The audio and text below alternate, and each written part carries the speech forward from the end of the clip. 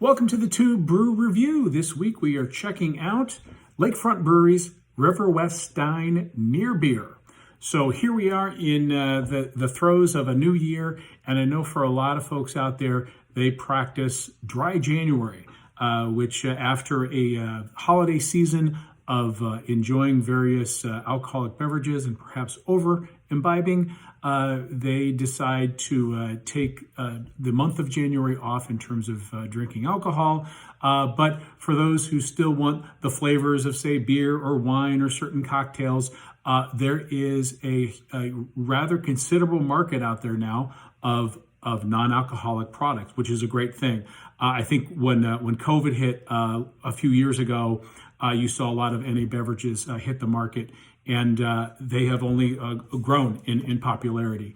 And there's been a lot of advances in the science behind of how to get the alcohol out of the of the beer or the wine or the cocktail without diminishing from the flavor profile. Things like I think you might use enzymes that chew up the alcohol. Some folks use a centrifuge method where they spin the alcohol, it's basically spin the alcohol out and then keep the rest of the character of the beer. Then of course there's the old school process of slowly heating the liquid to drive out the alcohol, but again that can potentially drive out some of the flavors. So let's go ahead and give this guy a try. This is the iconic Lakefront Brewery River West Stein, which is their flagship beer. It's got a lot of the logo design of the River West Stein actual beer product. You get the Lakefront logo there, a 12-ounce can. It is 0.5% alcohol by volume, so it can be called near beer. Independent craft brewer logo, and they've got the B Corporation logo, which is a corporation that has made a commitment to environmental and social sustainability. So those who know of the Klisch brothers, who are the founders of Lakefront, would expect nothing less. Wonderful, wonderful human beings. So let's go ahead and crack this guy open. So yeah, we've got the very similar color to the River West Stein beer that one would expect. You've got a really nice kind of a heady amber color. You've got a nice sturdy beige head that's got a nice clinginess to the glass. So it certainly looks like an amber lager.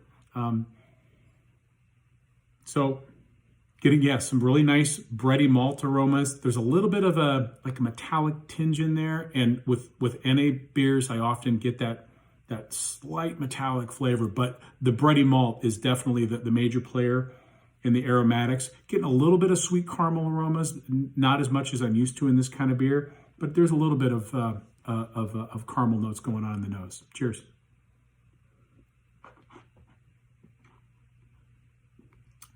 Yeah, nice malt forward. Again, the caramel is it's a little bit drier, so that caramel character, that sweetness, is somewhat muted and subdued for what I'm normally used to in the alcoholic version of this beer. And it got a nice little touch of hops there in the back end.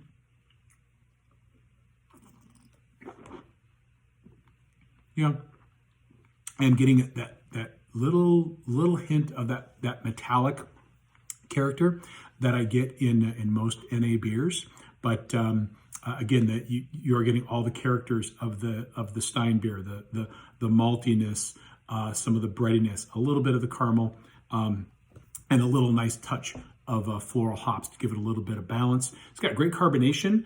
The finish, again, a little bit of that tinniness in the finish, but otherwise, fairly clean in the finish. So overall, definitely hits a spot. I think it's a nice alternative for those who are seeking a non-alcoholic beer. In my experiences with NA beers, I think the malt forward beers are a better choice than the NA IPAs. For some reason, the heavy hops does not play well with the NA characteristics of those types of near beers. So if you're going to go for NA beers, I would definitely seek out malt forward ones instead of the hoppy ones. If you need something that's hoppy and NA, I'm more of a fan of actually going with the hop water, and there's several breweries that actually make hop water. But for a nice malty brew, that's a great substitute for a dry January. I would definitely check this guy out. So there you have it, River West Stein NA Near Beer. Cheers.